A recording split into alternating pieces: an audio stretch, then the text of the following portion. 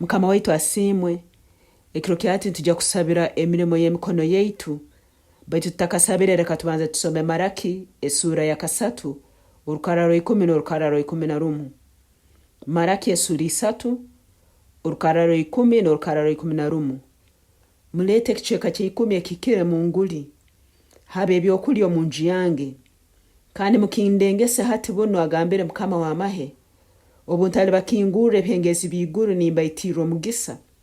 Kunu tihalibaho omwanya gwokuguikiriza. Kandi ndicomera omuli habwanyu. Tihaliwerekereza ebyana by'itaka lyanyu. Kunu omuzabibu gwanyu tugulinaga byana byagwo akasumi katakahikire omu rugonjo. Agambire Mukama. Ekiro kyati tujja kusaba Mukama. Osoko bobaire n'ohayo ebisembo n'ohayo ebimbi 10 n'ohayo hali Mukama baitutorozere amagesa ago bainonhera mbomezi bwawe. Ntusaba Mukama acomera omuli habwaitu omwibali ya Yesu. Ntusaba Mukama alete ebyana ebyensigo zaitu ezitwayireyo mukubaho kwe. Leka tusabe. Ai Mukama, okatuniza ngo tulirete ebimbi 10 mu kanisa Mukama, olituha omugisa, olikinguraho ebihengezi biiguru, olitusesera omugisa tubule na turaguteka ai Mukama. Ekiro kyati ntusaba Mukama wangu omumezi. Hali omuntu weno wabere mwesigwa mukuhayo ensigo, mukusagika omulimo gwawo gwenjire ai Mukama. Ekiro kyati ntusaba omugisa gwawo mwibali ya Yesu.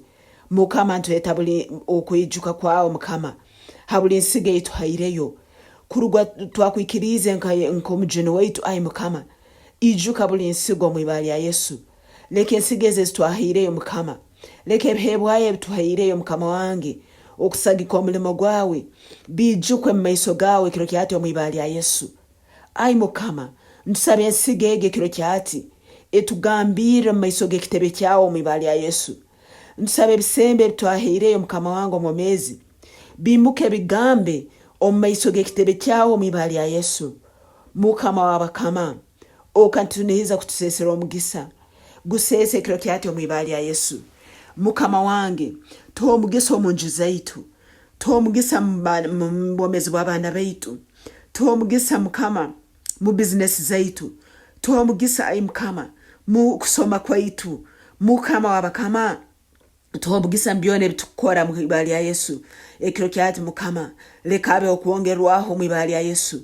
Ai Mukama, abamu tubere tuina amabanja baitu ijuka ensigo ezitwahireyo mwibali ya Yesu.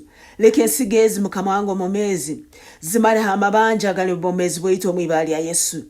Mukama, abamu tuine tusobire Mukama tutuine. Ntusaba ekiro kyati mwibali ya Yesu. Leke ensigo ezi zitugambire omu maiso g'ekitebe kyawe. Leke ensigo ezi ai Mukama zisikirize omugisa gwa Mukama kwijo mbomezi bwaitu kuruga ekiro kya hati omwibala lya Yesu. Mukama wabakama, obuturagenda kutana, obuturagenda kutunda, leka omugisa gwawe gwija Yesu Kristo gukirehe ekitubere ntunihira omwibala lya Yesu. Habo kubi Mukama niwa Mukama atuha akukirahe ebitubere ntunihira.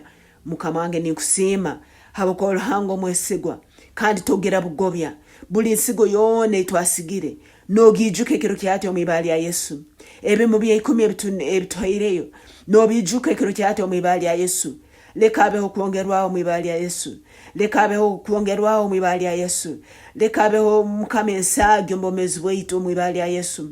Ntukusima Mukama habo kuba uliro kusaba kwaitu. Habintu byana tubisabire ndirabo mwibali ya Yesu Kristo Mukama waitu. Amen.